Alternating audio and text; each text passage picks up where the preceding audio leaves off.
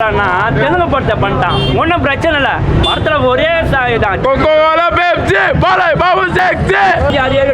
9 இருக்கு அப்படின்ற டக்குன்னு எடுத்துருக்காங்க. பார்த்தா ஒரு தலை பின்னாடி மறைஞ்சு. Movie is very nice. We can watch twice or twice. Jai Shri Ram! Jai Shri Ram! Jai Shri Ram! Sitaram. Very nice, చాలా బాగుంది. Movie super hit and average. 1,000 crores easily for this movie.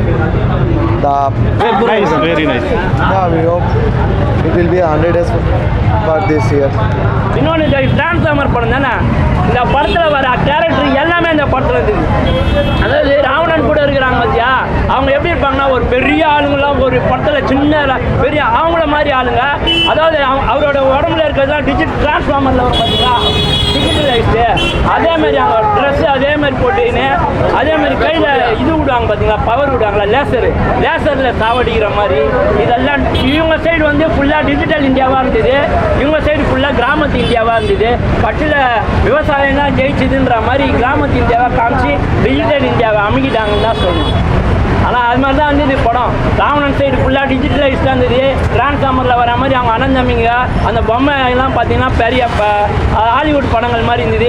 இவர் கூட 4 பேர் தான் மனுஷங்களாகவே 4 பேர் தான் காமிக்கிறாங்க. யாருன்னா ராவணன், அதுக்கப்புறம் ராமர், சீதா, அவர் தம்பி, அவ்வளோதான். அடுத்த ஷோவா தெரியல, அது பார்க்கணும்னு சொல்கிறீங்களா? போறீங்களான்னு கேட்குறேன். அந்த அளவுக்கு படம் உங்களுக்கு ஈர்த்திருக்காங்க. மறைக்க மாட்டார், அவர் தெரியும். ஜெய் ஸ்ரீராம் நோடாச்சிடலாம் போதும். ஆனால் பசங்க பார்க்க வேண்டிய குழந்தைங்க ஜாலியாக போன மாதம் விட்டுருந்தா ஏன்னா பைசா அள்ளி இருக்கலாம். ரொம்ப நாள் கழிச்சு தேட்டர் ஃபுல்லாக ஆச்சுன்னு ரொம்ப சந்தோஷமாக இருந்தது.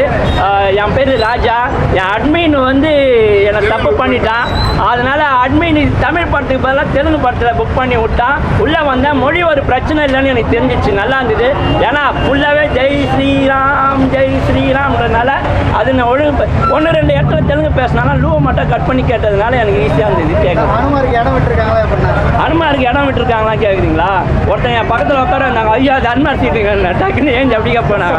நல்ல வேலை, அது ஈஸியாக இருந்தது. இப்போ அப்படியே இந்த சைடும் ஒருத்தருக்கு சொன்னேன், 2 பேரும் இடம் விட்டாங்க. நான் மட்டும் கால் மேலே கால் போட்டு ஜாலியாக பார்த்துருந்தேன். கட்சியில் பார்த்தா எல்லாரும் அனுமார் மாதிரி பார்க்க ஆரம்பிச்சிட்டாங்க.